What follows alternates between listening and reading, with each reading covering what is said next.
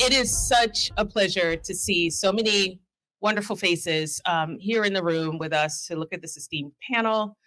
David, and I know that there are lots of people online and outside the door, all here to talk about a really important topic, and that is health equity, and health equity specifically when it comes to technology. So that is going to be a big topic for us here at Lippe Taylor. Health equity is not something that we're doing this a one and done.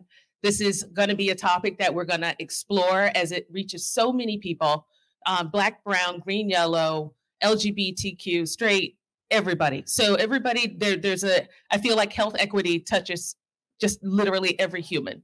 So we're going to look at this as an agency and keep this conversation going. So, but when it comes to Black History Month, we're going to talk about how it affects Black people. And we know that I think Black people are probably the poster child for health inequity at this point. So let's take a step back and think about COVID, right? COVID taught us a whole bunch. It taught us a lot. It taught us some good things, some bad things. And what it did from a medical standpoint, let us know that telehealth was viable. You didn't have to go into the doctor's office. You could stay at home and, talk to a doctor. But it also peeled back a really ugly layer of misinformation, distrust. The fact that if you didn't have access to a computer, you're kind of left by yourself to try to figure it out. So, and then we won't even talk about vaccines and go there. But health inequity really inordinately, I swear I'm saying a word, affects Blacks in this country. And we know discrimination is a big piece of that. So with that said, we've got an esteemed panel here to talk about some of the different ways in which they, as treaters, as medical students, as technology leaders, are addressing this issue in their own right. So I'm going to stop talking and let you guys do the talking. I'm going to give the mic to David, our Chief Digital and Analytics Officer, and to lead this discussion. Okay, thank you. Thank you. Thanks, everybody. I'm super excited for this panel. We had a very profound pre-meeting where we talked and bonded and shared our experiences. And if it's half as powerful as that pre-meeting, your hair is going to be standing on end. Not to oversell it, but it really is a powerful panel we have here. In fact, I'm going to let them introduce themselves. They're very amazing, esteemed folks, but I want them to share their own bios. I'm, again, David Richeson, Chief Digital Officer here, but Dr. Michelle. Hello, everyone. Nice to see new friends and lots of old friends. So I'm Dr. Michelle Henry. I'm a dermatologist based here in the city. I'm the founder of Skin and Aesthetic Surgery of Manhattan. I also have a research group where we focus on research in patients of color. We know that it's really hard to get enrollment in a lot of the trials, and we really need improvement. So that's a big focus of my group. I'm also a clinical instructor of dermatology at Weill Cornell Medical College, and I'm thrilled to be here today.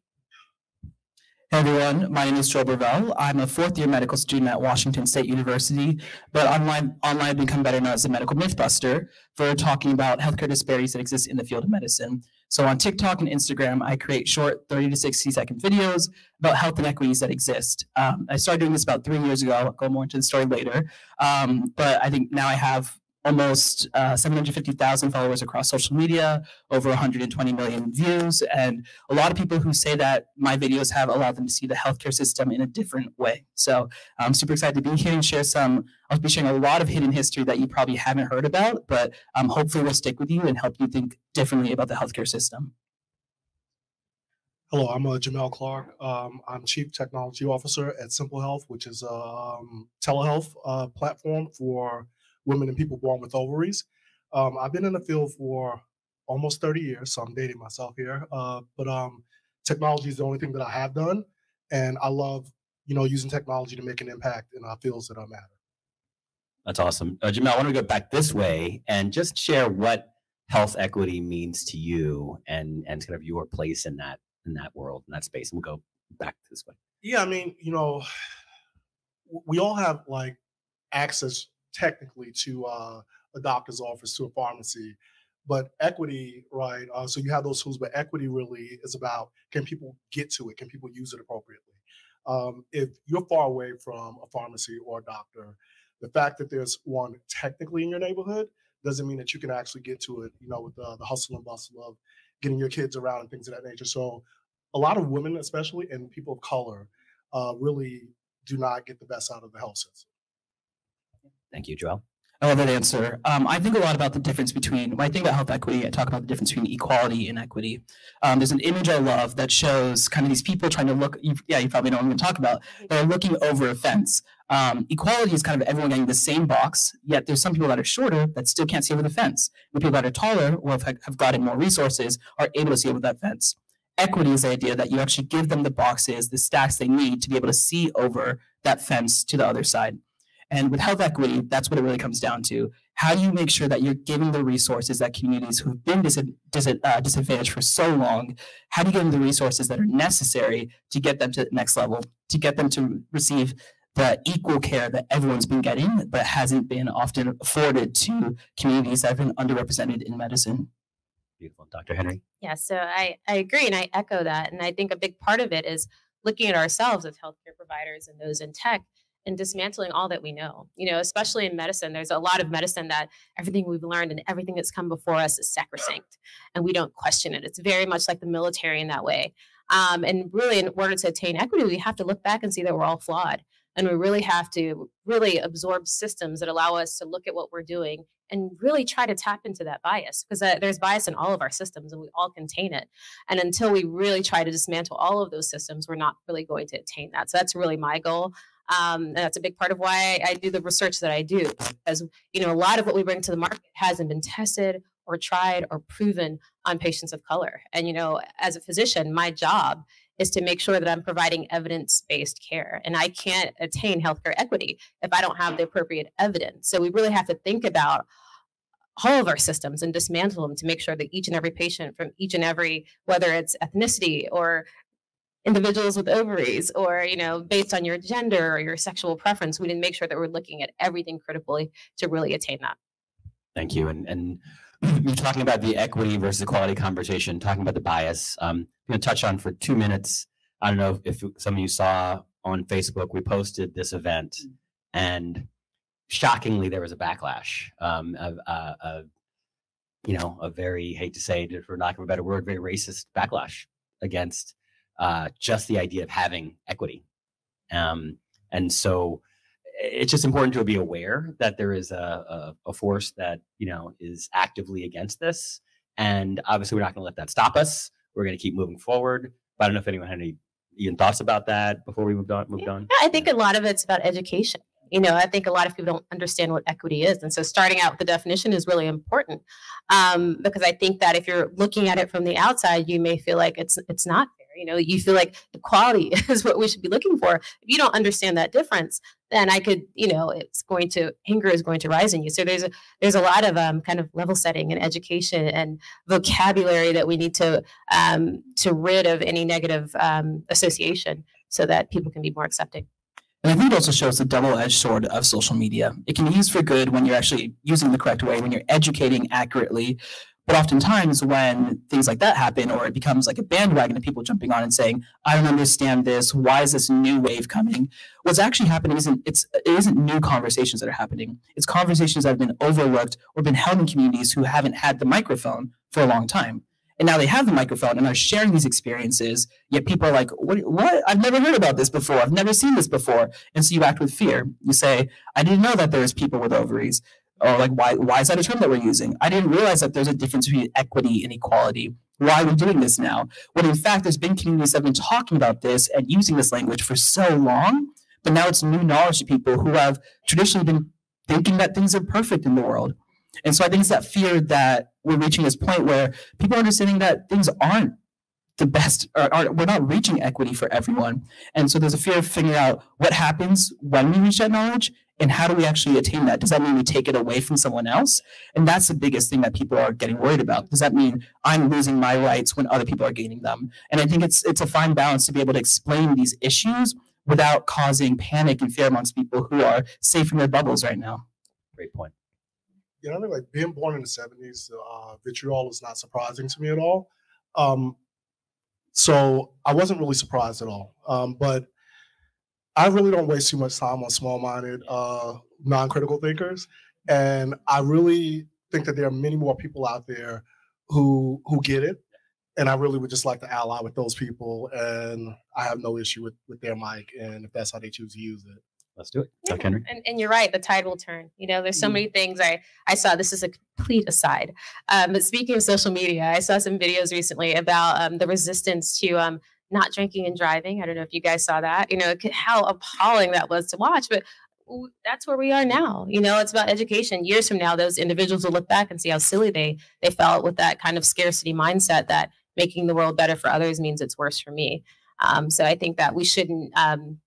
We should resist that. We shouldn't be fearful. We shouldn't change our language, and we shouldn't change our pursuit because the tide will change. Beautiful. Thank you. Joelle, since you're talking about the potential negative consequences of social media, you're actively using social media for good and to actually increase awareness. Can you talk a little about your journey and how that's been going? Yeah, so if you asked me 5 years ago and said, oh, Joel, in 5 years you're going to be on social media, you're going to be creating these videos about health equity, I would have said, you're lying. I'm going to be in medical school. I'm not going to have time for that. But I think the COVID pandemic really opened something up for me, where one, I had more time, and two, there was a lot of conversations happening in my medical school where I kept hearing things like the Black community is more likely to get COVID, or more likely to die of COVID. Yet we never jumped into the reasons why that happened. And I was always asking myself, why is that? When you went to the research, you found it was because of historical reasons that a lot of Black individuals are in first line positions for jobs. So whether that's being a bus driver or groceries or whatever it is, that you're often the first people in contact with people without having protection, and that they were also having to work in those environments without being able to move to Zoom. But I learned that, and I was like, why didn't we focus on that in medical school? Why was the focus on just Black people more likely to die? Because that creates a narrative that there's something inherent within people that are Black that causes that.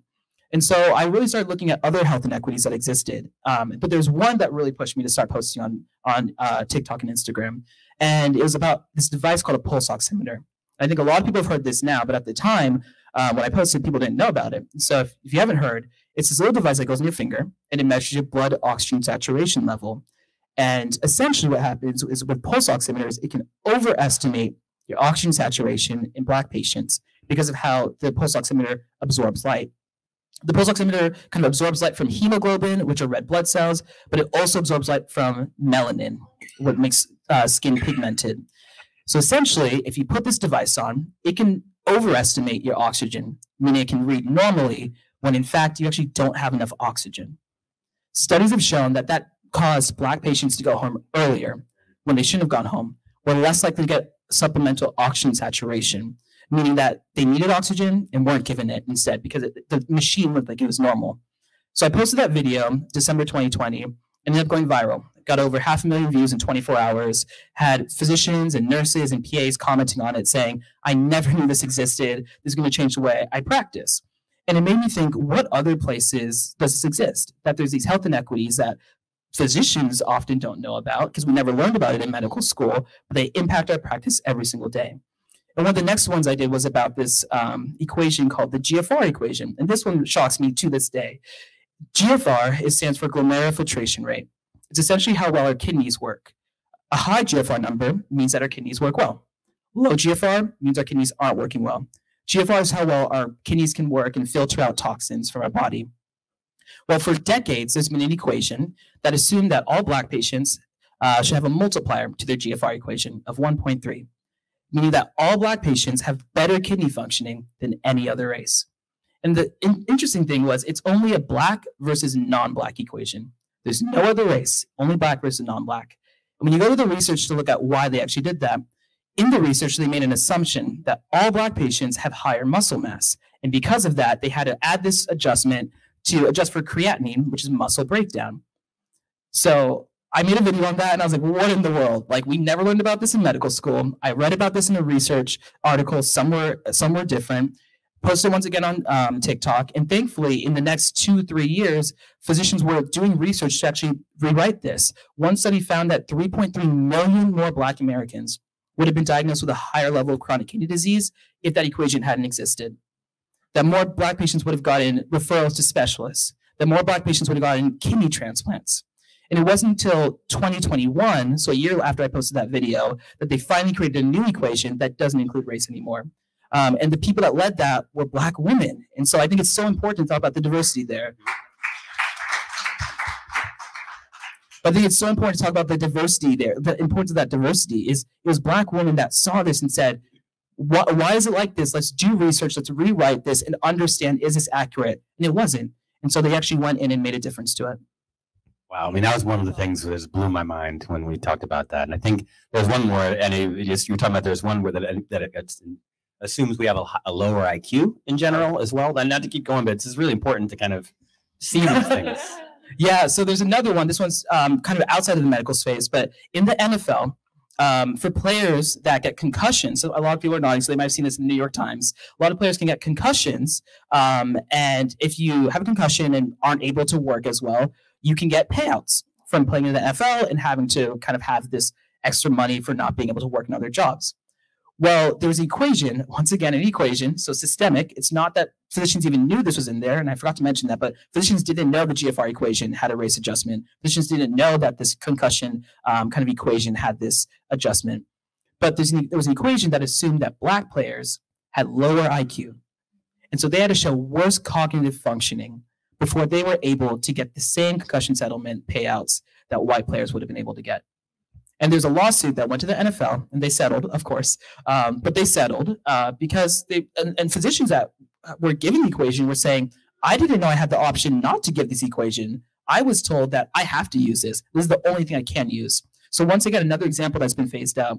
And I mean, the list goes on. There's another one with vaginal birth. There's another one with heart disease. There's another one with pulmonology and spirometry, and the list goes on.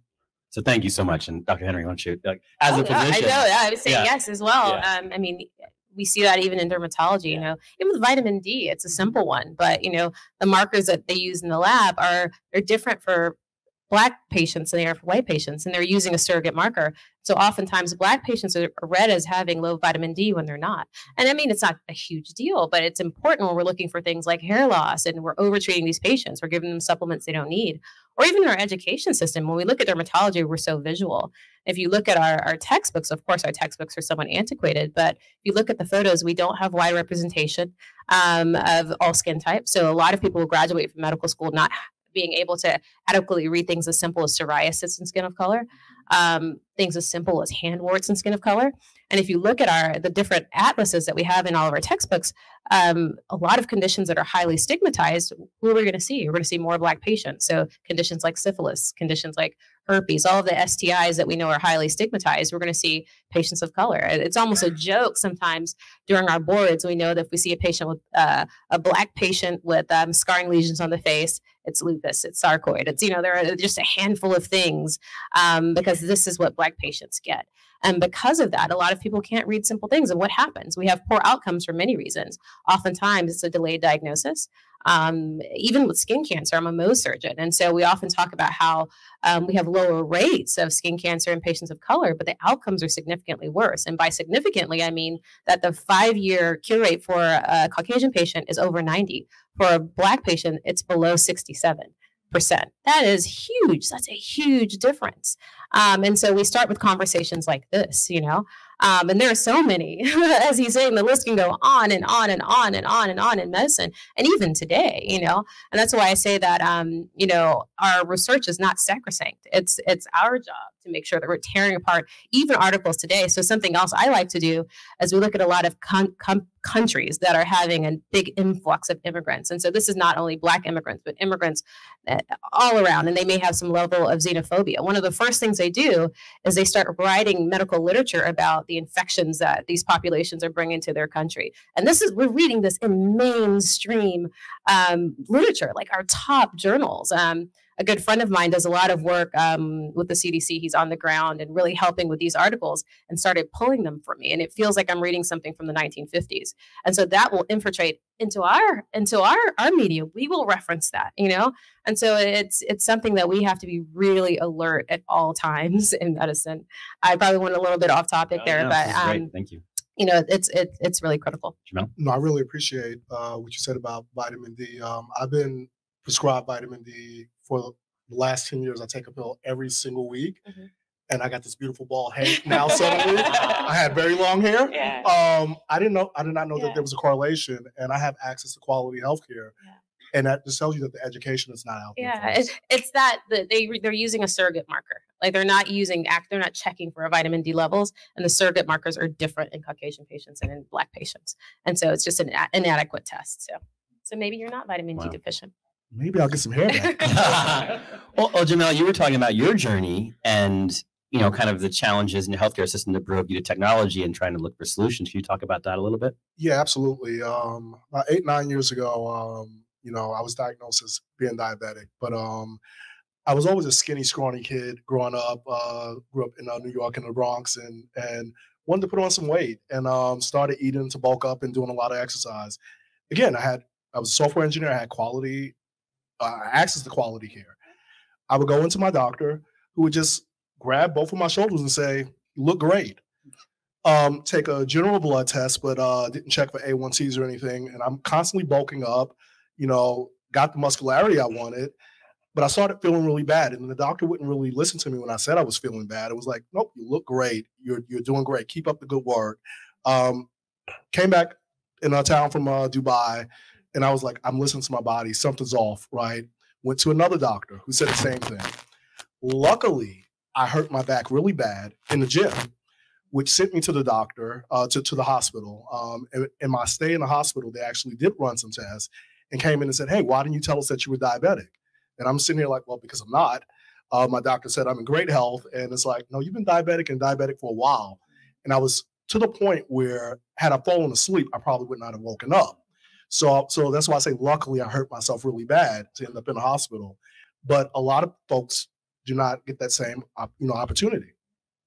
So one, thank you, and I'm glad that you're here and well. But then talk about your pivot into technology solutions that then are trying to make this problem better. Yeah, so I've been in the technology field, like I said, for nearly 3 decades, and luckily, I have the opportunity now to pick the spaces that I would like to be involved with in healthcare, and the inequities in healthcare are really important to me. So I choose to be in that space. So that's part of the pivot. Also, you know, I have a mother who's aging and isn't often listened to by her doctor. I have a young daughter and the mother of my children, right? So I look at all these generations going through the same problems, you know, someone born in the 50s all the way to someone born in the 90s, still dealing with the same issues when they speak with their provider. So I feel like I can do my part as an engineer and I'll help because the systems themselves are not, the software systems are not biased by nature. The people who program the systems have implicit bias. So if more people look like me, are women, you get a less biased system when you have more voices. Thank you.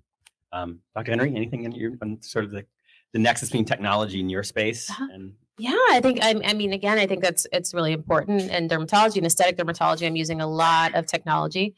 And what's important, I think historically what we've done is that, again, back to clinical trials, because I think it's so important. And because we do have poor enrollment. So I have a big push for getting more principal investigators of color, because historically patients of color don't trust the medical field. For good reason. And so it's really hard to enroll patients in these trials. And so my patients know me. They know that there's not a product you could place before me that if I thought it would do them harm, that I would experiment on them with. So we have really good levels of enrollment. But why it's so important is because a lot of what's being done with patients of color is that we're testing it, after it's been marketed, So I can't give them that evidence-based care, but they're they're kind of being in a trial on their own, and I think it helps to build their confidence when they know that we're not retrofitting these products to them, whether they're lasers or injectables, that we began with them in mind and that we can optimize their outcomes. And I think for any brand or company that's looking to build trust, beginning with the consumer in mind, and whether that's a woman, a person of color, whatever that is, make sure that your studies include everyone, because it gives us as physicians the confidence to support you, and it really helps to build that goodwill with your customer. And I think patients of color are particularly sensitive to this, because they'll ask me explicitly, has this been tried on patients of color? Because they're used to being like the post-market testers for so many things. And so I think that's so important in technology. I mean, even when we think about things like AI, we think about things like, I know you'd probably be a better person for this conversation, but, we're doing a lot of this facial recognition software, and how there are a lot of inaccuracies when we're looking at patients of color. That is critical and terrifying, we're going to incorporate more and more and more of this into our daily life. And so we really need to have this conversation. It needs to be an active conversation in all areas of tech. That's exactly what I was going to ask about next, was AI and chat GPT is all the rage. We're not far from a future where, we may be asking questions, how do I diagnose XYZ? And some of these fundamental assumptions could be in the data, right? So I'd love to hear you all think, pause on that. I was going to say, right now, ChatGPT is really good at not answering medical questions. Yeah, I'm sure that day will come to an end soon, but I respect that they had a high level of concern and reserve in that area. They found a way to get around ChatGPT's security features. It did pass the USMLE. Yes. So one of the exams that you take in medical school, so it did pass that. But I do want to say, so there was actually a Google AI app that was out, I think it was 3 years ago now, right? And they pulled it off. And the reason why was because they hadn't included a lot of images from skin tones that were Fitzpatrick 5 and 6. And so there was less than 4% of images that they'd included in this database that you're supposed to take a picture of a skin condition from your phone. It was supposed to be able to tell you, here's what you might have. You need to go to the doctor. Maybe you don't go to the doctor. But they weren't including images on darker skin tones. And so they actually pulled it after a lot of data scientists were saying, hold up, this doesn't look like it's going to work well if we don't have images that you can actually source from and figure out who it's going to be from. So, I mean, these things have came and gone and I don't think a lot of people heard about that, but I remember hearing about that and was shocked because how many of those products are out there that we haven't recalled yet? Yeah, and it's very interesting because the models that are being trained, the models aren't wrong. They just don't have the right data, right? And when you think about facial recognition, if all of the researchers are Caucasian, they will throw some images of other folks, but it's not like a nefarious thing. It's just these are people who look like me. I'm testing on myself, etc. So you have to have a really diverse research group to start with in order to make AI stronger. And I like that you said it's not a nefarious thing, because I think that we have to find a way to neutralize this conversation, because just because we found the bias doesn't mean it was a bad guy intentionally doing it. And if we keep making everyone who's made that mistake a villain, there are villains, right? But not everyone's a villain, right? And so I think we need to neutralize this conversation and know that we all have to play our role. We're all able, even as a physician, because I've been trained in a structure that did not expose me to a lot of skin of color. I had to learn all that on my own. So a lot of people ask me, how did you become a specialist in this area? It took me seeking it out. It took me making essentially my own fellowship in skin of color, because I wasn't going to learn it. And once I started working, or even in residency, patients are going to seek you out. So I had to do my own research, pull my own articles, find my own mentors to do it. But had I not done that, even as a physician of color, I would be lacking, because I was also trained in that system. And so everyone has to play a role, and we all can make mistakes until we change the structure. Well, something I always say is unconscious bias by definition is unconscious. Exactly. So, the people aren't villains. So we all have bias of some kind or another. And it's just, how do we become more aware of that, right? Things like the Harvard IAT test, things like that, where we can actually look and take these tests and see, oh, wow, I have a slight bias over here and a slight bias over there. And now I can actually try to correct for it versus being completely blind to it. Yes, it becomes a big problem when people try to defend the research, after they've been called about the bias, right? Because at that point, you should go back as a scientist, reevaluate and say, oh, okay, we didn't intend to leave this out. But a lot of times, for different reasons, funding, et cetera, they want to continue to research with the data that they have, and that's where it gets really bad. So what do we do as a technologist? Well, like I said, I mean, it starts, hiring is pivotal, right? When we're dealing with issues that affect women, I want to go out and I want to hire women. I do not want to, as a man, make a determination on my own. I want to speak to a group of women, right? Because I've never been one. So when there are issues that affect people of color from any race, you should look around your group, your team. You should look around your team and you should say, hey, you know what? If everyone looks like me, there's a problem because I don't have anyone to go to get a different point of view. So go out and get a diverse team, and you're going to come up with really diverse solutions. That's great. Dr. Henry, what are some best practices for practice to provide better equity? It's a great question. Talk to your patients, recruit diverse staff. That's really important because we know that we all have holes, empower your staff to speak up, empower them to look for these issues. Always seek data. So I'm always seeking data, doing surveys, being open, being flexible, being willing to accept that you have blind spots is really important. I love data, so I can say data. But I think collecting information, creating a space and an environment that everyone feels empowered to share, creating a space and environment that everyone knows that you value diversity of all types, right? And just keeping that conversation alive, normalizing the conversation. Like I always tell a lot of when I teach my residents about how do I ask? So with lasers, I see a lot of patients that come in with burns from outside clinics who maybe did not know how to treat skin of color. Sometimes I see patients who may not look like a person of color, but if you ask them, they had a grandmother who was Native American. And I always say that, this conversation about race and ethnicity and gender and sexual preference should just be easy. It should be in the same way that I ask you if you have diabetes or hypertension.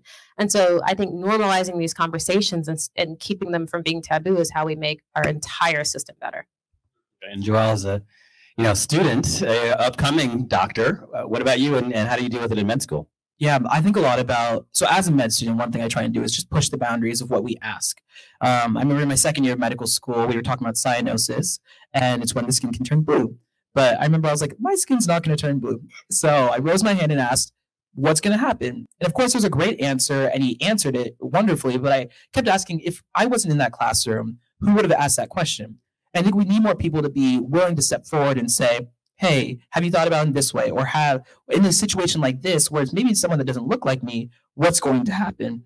And I've tried to do that throughout my career. I actually, at my medical school, Washington State University, it was a relatively newer school, only about 3 years old when I started there. But in my class, there's me and one other student were the first 2 Black students at our school. And so there was 3 classes before us where there was no Black student, no Black male or female that was there to talk about these types of issues. And I always thought about that, thinking about how much could have been lost, not just from the education within the system, but from the conversations that happen outside the classroom. Because the amount of things I've educated my friends on, I love them to death, but there's some things that they've said that I'm like, don't say that. Just please never say that again, and never say that to a patient that you have. And I think those are such important conversations. The studies show that the majority of people in the United States don't know a Black person. 75%. It's like 75%. 75% of white people in America don't have any Black friends. And so when you think about that, that means most of the information you're getting is from textbooks that might be showing STIs as the main thing, or from television shows that may be showing one specific kind of trait or demographic about a population. And that's crazy to think about. And so I always say, make sure that you're questioning the systems and realizing that you're questioning systems, not individuals. I think so many people get scared when it's like, oh, you're calling me racist. I'm not calling you racist, but I'm saying that there's a system that has perpetuated one specific way of thinking. How do we push that type of thinking? Yeah, when you bring up diversity, a lot of times the pushback that I get is qualifications. And it's the immediate first thing that I hear, and it throws me. It's like, diverse does not mean that we're looking for anyone unqualified. And if your thinking is by looking for a group of a diverse staff, that you have to lower the bar. We have another thing coming to you. I mean, take some of the HBCUs. To get out of those schools takes a lot. They drill you. And I have friends who've gone to HBCUs and Harvard and said Harvard was a cakewalk compared to Howard, for example. So you have the qualifications there. You just have to look beyond your bias. Yeah, I have to say, I'm going to make a plug for my current agency, Lippe Taylor, because I've been in this business for a long time. And I've had that conversation at previous agencies. It's like, well, we just can't find anybody qualified. I'm like, you're in Los Angeles. Like, you're in Chicago. I'm like, walk outside and look around. That is impossible. Like, statistically, that's impossible. But you're going to tell me that there's nobody qualified for an entry-level job here, right? So it is really, I've had that conversation more times than I'd like to admit, and it's quite sad. And I live in Atlanta now, so when I hear that conversation, it throws me off. Atlanta. Like, it's like, I'm sorry, like, you can throw a rock and hit somebody black and qualified. Like, no, we tried. We really tried. It's like, what? So I don't know how much time do we have actually? I want to make sure we have time for questions. Okay, keep it going. Okay, cool. All right, so let's talk about simple health a little bit, and especially with the overturning of Roe v. Wade. How we're focused on a lot of women's issues. Can you talk about that a little bit? Yeah, Roe v. Wade was impactful to us, but not like from a business standpoint, because we, most of our patients are looking for birth control or other type of care. But it is an issue that is very important to us, obviously. Any rights, right, that someone is trying to take away from someone to eliminate your choice, it just doesn't sit well with us. Our CEO is a Black woman.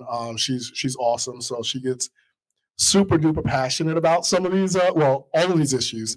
So I'm trying to like calm her down most of the time. Like, hey, one thing at a time, but she's like on top of everything. And so we have a client working on that we're, very focused on this as well. So, obviously it's something that we have to all keep pushing and make sure there's access on those dimensions as well. What else? How else do you think technology can support equity equality? So we talked about recruiting and making sure there's the right talent.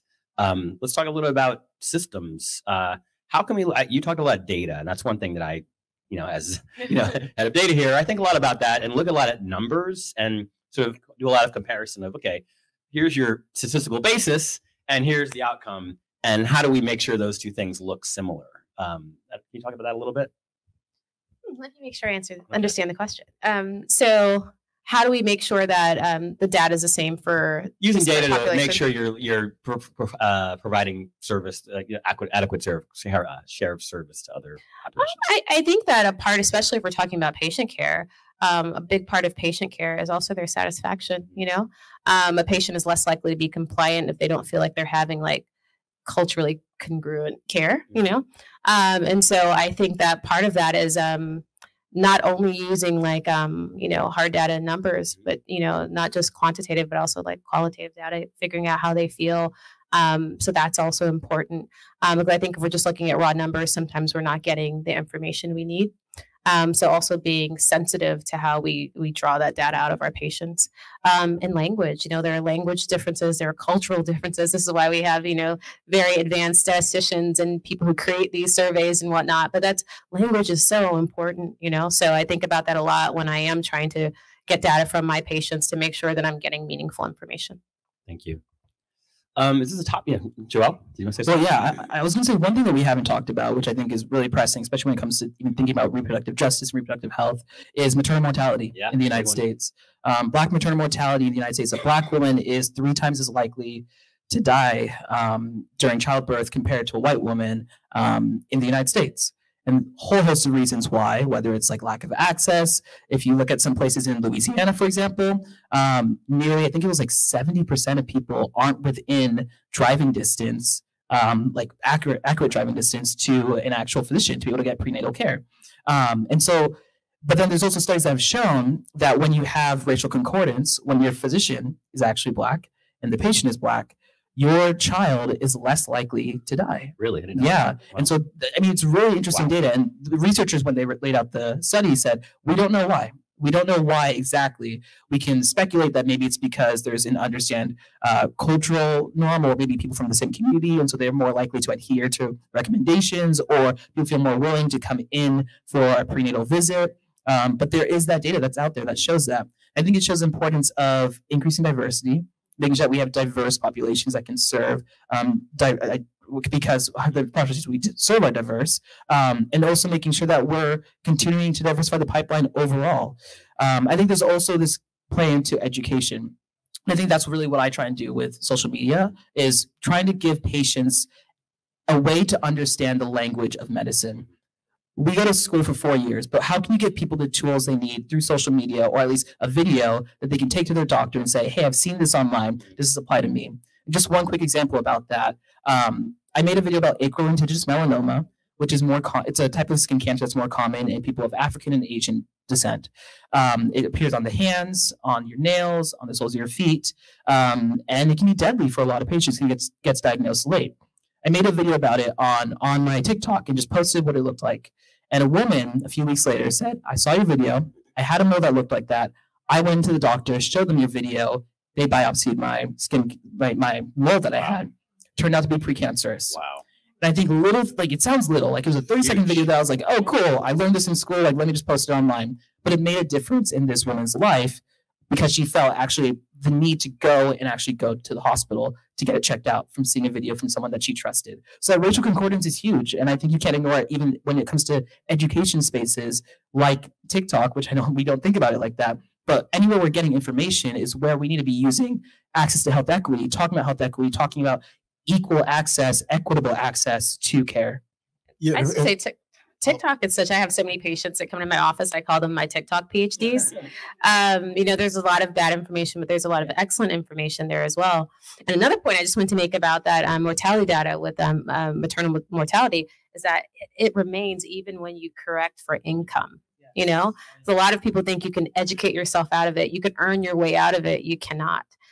Serena Williams almost died. Yeah, exactly. Yeah, I was literally just about to say that. Yeah. That the most recognizable female athlete on the planet almost lost her life that same way, right? And if you're not going to listen to her, who will you listen to? I remember once my mom had thyroid cancer, and of course her doting daughter was there at the bedside every step of the way. And so post surgery, she started having what felt like difficulty breathing, right? And so what are you worried about if someone is post-surgery?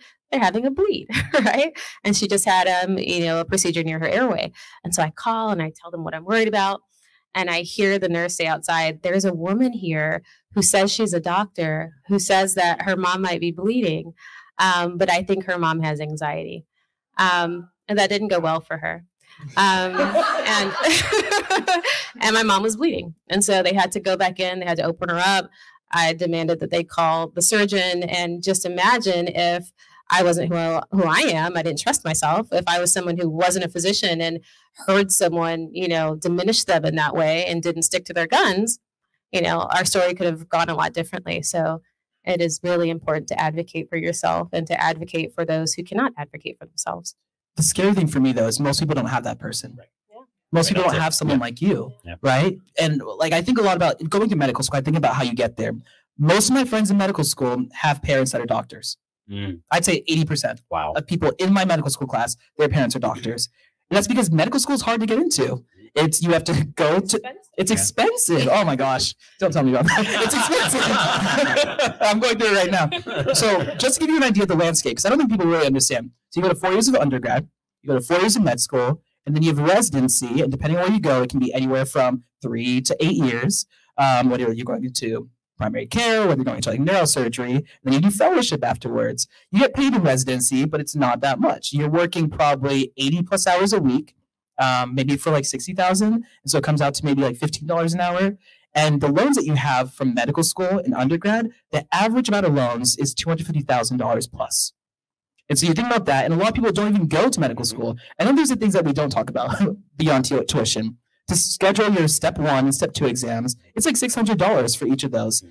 For the education pieces that you have to get to study, it adds up overall to more than $4,000 for these kind of aids that you use. Huge barriers. And it's not like college where you can, work while you study. You know, some people can, but those are the people who don't end up at the top of their class. And it's not because they can't, but there's only so much time. It's a massive amount of information. You're sleep deprived when you're on the ward. So it's very hard to support yourself. And I personally don't know how I would have done it without some level of support, you know? So it's hard. I mean, of course you can do it. There are scholarships, but that's also limiting. You know, there are a lot of amazing individuals who should and could be physicians that are doing things that are, you know, don't really allow them to fulfill their full dreams, desires, and capacity. So yeah, this really goes back to equity, right? So I mean, there's access to college and higher education for everyone, but can you get there, right, without that support system and all these other things? And those are the boxes that you're talking about to be able to see over the fence. Yeah, just quickly, this is the past, but I shared with it's Black History Month. I shared the story of my grandmother who was born in the 1920s. Brilliant, graduated when she was 16 from high school, wanted to go to med school, wasn't as a Black woman in North Carolina allowed, but she asked someone, they saw her talent, so they asked a teacher from Duke Medical School, and she sat in the back of the class in Duke Medical School. She wasn't allowed to speak because she couldn't appear smarter than the white men, but she actually was able to answer all the questions in her head.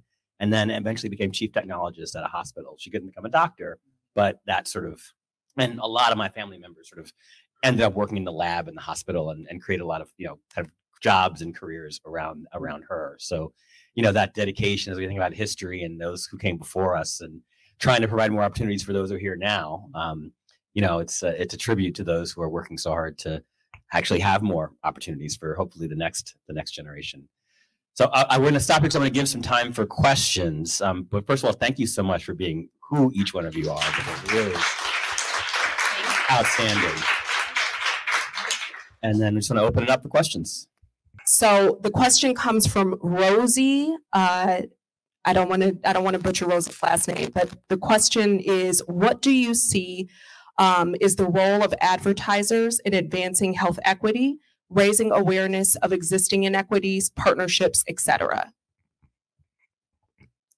I actually kind of love this question because I do a lot of work right now with different brands in terms of how do we raise equity. Actually, I'm on TikTok's Creator Diversity Council, and so I advise them about how do you actually increase diversity overall, not just during Black History Month, not just during Women's History Month, which is next month, March, but during all throughout the year.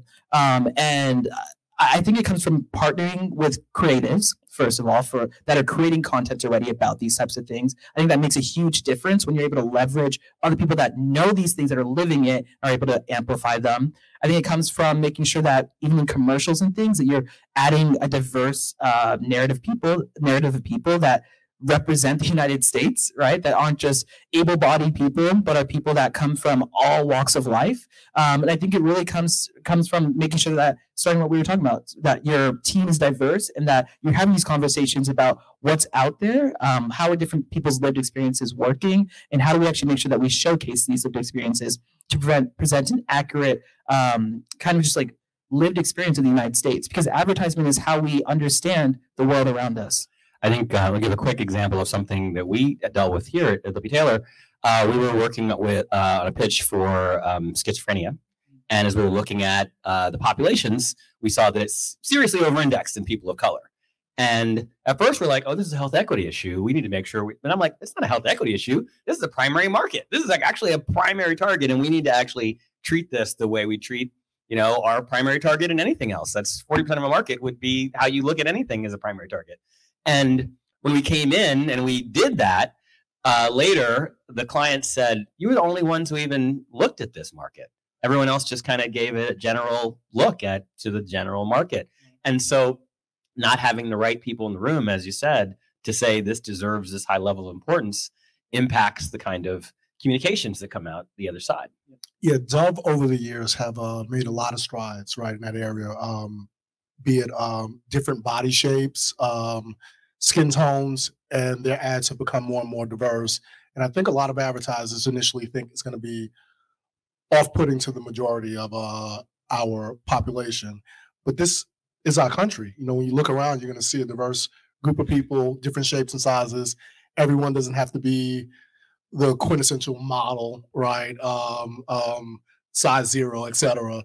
put all the body types, all of the people, represent everyone, and that's great for business. And we say a lot, no warm tea. Don't try to be everything to everybody. Obviously, some people didn't like the fact we're doing this, right? But we don't care. We're going to do what we think is right, and talk to the people who we think about subjects we think are important. I think that is where you have to be not afraid to even alienate some people who may not be on your side. I'd also like to say that there is a really low level of health literacy in this country, and so many people are getting their healthcare information from social media, online, and from ads. They learn so much from ads, and so I think that you play a really important and pivotal role that should really be focused on. So many people, everything they know about the drugs that that they're asking for, they've learned from your ads. They've learned from digital ads, and so it's a really powerful role that I think should be held with great sincerity. And the last thing I'll say is just think about Gen Z too, the upcoming generation. I'm like kind of in between Gen Z and millennial, so I call myself a zillennial.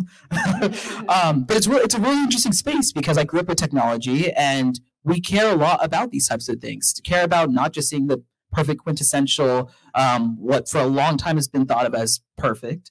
We don't care about that as much as we care about real people that are explaining how their lives work. That's what I want to see. That's what keeps me. If I see something that looks too perfect, I'm like, okay, I can't attain that. Bye.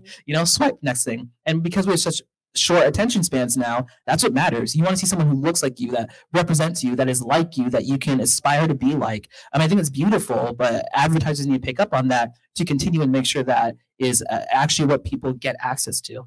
And even in the aesthetic space, and of course, it's a tiny, tiny part of this conversation.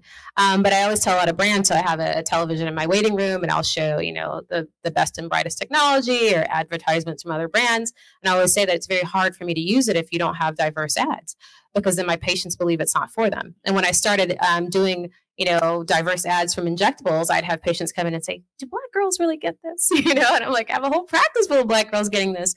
But if you don't see it, you just don't believe it's for you. And so it's really, really important, and the aesthetic space is a whole different conversation. The numbers are different, the outcomes are different. But I think it's important. If you don't see it, you don't think it's for you, you don't think you have access to it. And whether that's like conscious or subconscious, it's powerful. And I'm going to shout out Rihanna and Fenty. Like, they do an amazing job of especially you look at their clothing and their undergarments, right? Normally you would see a super fit model, even how she's advertising the men. I would think I'll never wear that. I mean, I don't have a six pack and I'm not 20 anything or 30 anything or whatever. But she makes it look good for everyone. And I look at that stuff and go, hey, I think I would buy that. It would look amazing, right? Great advertising. Another mark about Fenty, I remember when they first came out with their 40 different shades, and that was incredible. But what I think was the most incredible about that is that they led with it. There were brands with many other shades before, but they were quiet about it. They didn't think that was a point of focus, and they missed, a huge population with a lot of disposable income that wants a brand that's targeting them. And so I think that all of those brands that missed that mark needs to realize that focusing on diversity is not going to hurt you. It's not going to push out other brands. It is a positive feature. And I think that Fenty really kind of blew it out of the water with that. Okay. Tracy, you had a question? Sure. So a lot of our clients are pharmaceutical companies, as David was mentioning, health insurance companies, device companies, et cetera. And we are really trying to push these companies that have huge resources in helping to address health inequity programs. And that's a role I think we can play as communicators and marketers. Are there specific challenges outside of clinical trials that you think, pharma companies, et cetera, could specifically address to make such a huge impact? Because I think there are so many issues we're talking about today. And one even being, how difficult it is to even be a physician. And there's huge shortages that we see. There's nurses in New York City going on strike. And it's just, a lifestyle that is very rewarding, but so challenging, and people are burning out left and right. So I'm just thinking about how other ways that we can make an impact and maybe influence our clients to solve some of these huge issues that are happening. Yeah, I actually think that in highly compliant spaces, things move incredibly slow. Even when you have great data and you can move quicker, we still move the way that we did 30, 40 years ago. And that has to change. We have to move to the speed of business. When we have data, start reacting to it. It shouldn't take 15 years to get a change. Big insurance companies are notoriously slow. Device companies move slow, FDA regulations, et cetera, and just medical compliance generally takes a long time to get over. And I think that now technology has advanced, that we can move things a lot faster. The COVID vaccine was an example of that, right? So when we did have a really big medical emergency, things went fast, and I think the reaction from people was, "Oh God, this has to be a horrible vaccine." It's like, no, we could have always moved quickly if we could remove the bureaucracy. I don't want to plug my friend's company, but my friend has a company called Canaries, and they do a good job of consulting. They solely work in the DE&I space, and they consult brands on how to improve their diversity, and not only how to improve it, but why it is financially beneficial. You know, at the end of the day, these businesses want to function, they want to be profitable, and all of their data shows that it only serves the company to focus on these initiatives. And so maybe even partnering with someone like Canaries, who they collect that data, collecting that data on your own will also make, you know, I think a lot of groups and PR groups and media groups are collecting their own data and publishing it, which I think is so important and meaningful and something that we could use as well. But I think partnering with groups like Canaries, which they've done that data, they have the numbers to show why these companies will only become more successful if they do invest in those initiatives, beyond it being just something good and beyond it showing just the integrity of their group. It also can make them more financially successful. One other thing I'll say is I'm a product of pathway programs. And so those are programs that invest very early on into talent to grow it over time. The Jackie Robinson Foundation, which just not too far away here, as a Jackie Robinson scholar, as a Ron Brown scholar, as a Coca-Cola scholar, and all of those different programs had a lot of pharma companies that actually invested in students early on. And so J&J was actually a sponsor for my brother who went through the program, and he had opportunities to get internships with them, actually. So it wasn't just a financial support, but it was actually bringing students in that were traditionally left out of these kind of systems earlier on, and then guiding them through. And I think when you're able to do that and show that you're investing in a community, not just from throwing money, but actually investing in growing them, developing ability, that has huge implications too. And then like one of the brands I think has done an amazing job of showing kind of appreciation, but also just growing their brand awareness in terms of like thinking about physicians is Figs. I don't know how many people know them, but they're a scrub company. But they've made themselves a scrub company that really is focused on celebrating healthcare workers, you know, and so especially during the COVID pandemic, they were giving out. You talked about the stresses that kind of a lot of healthcare professionals go through. They were giving out $100,000 grants to people that applied, just to say thank you to different physicians and different nurses. And I think it was an incredible way for them to show appreciation, but also to recognize that they were thinking about the pressures as well, and realizing that the financial pressures do have significant impacts. So I think both of those, thinking about like even people establishing their career, scholarships for those individuals are huge. We kind of forget about scholarships once we go through school and stuff, but I think people have financial hardships all the time. And then also pathway programs where you're able to invest in people early on, guide them through, and build them up to actually potentially even work in your company and one day even run the company. So I'd even say also, particularly in tech, even younger. Like I remember being in like programming summer camps when I was younger, and they were supported by the city in Houston. And so they took care of everything for us. They shipped us out. You know, my schools at that time didn't have programming courses for us. And I was probably 14. I didn't end up in tech, but I still feel relatively tech savvy, and it still informs a lot of what I do, and it informs my confidence in the space. And it's so important to step into that at an early age. So not just stopping at med school or at high school, but just thinking about that entire like trajectory. I mean, honestly, I could go on and on and on and on and talk to you all evening, which is, thank you so much for this amazing conversation. It really has been really fantastic. I'm just going to bring up Tori Brown, the head of our Inkwell, the African American ERG, to send us out. Hey, everybody. It looks different from my seat. But hi, everyone. My name is Tori Brown, and I am I in the shot? I'll stand over here. And I am the co-chair of Lippe Taylor's African American ERG, the Inkwell.